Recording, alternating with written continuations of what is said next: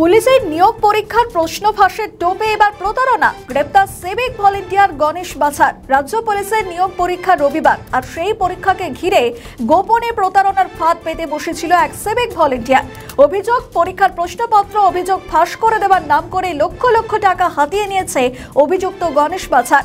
Basirhat police সূত্রে জানা গিয়েছে, বেশ কিছু পরীক্ষার্থীর সঙ্গে গোপনে যোগাযোগ করে প্রশ্নপত্র জোগাড় করে দেওয়ার দাবি করছিল গণেশ। পরীক্ষার্থীদের কাছ থেকে মোটা অঙ্কের টাকা নেওয়ার পর বিষয়টি নিয়ে সন্দেহ তৈরি হয়।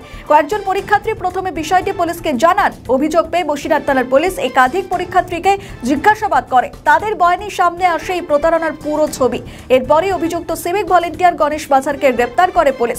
তদন্তকারীদের অনুমান, এর পিছনে আরও কেউ যুক্ত থাকতে পারে। পুরো ঘটনা তদন্ত চলছে। প্রশ্ন ফাঁসের টোপের প্রতারণার অভিযোগে এলাকায় চাঞ্চল্য ছড়িয়ে পড়েছে।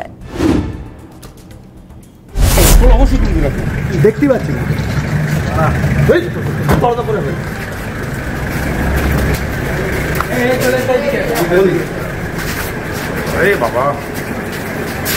ওদের কাছে আবার খাবি বহুত কিছু মনে করি।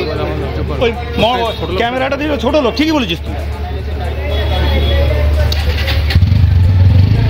তোরে ডিস্টার্ব করছি আমি কাউকে?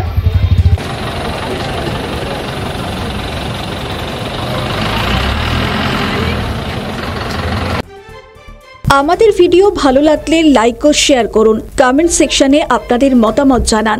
আরও ভিডিও পেতে আমাদের চ্যানেলটিকে সাবস্ক্রাইব করুন এবং প্রতি মুহূর্তে খবরের আপডেট পেতে প্রেস করুন বেল আইকন।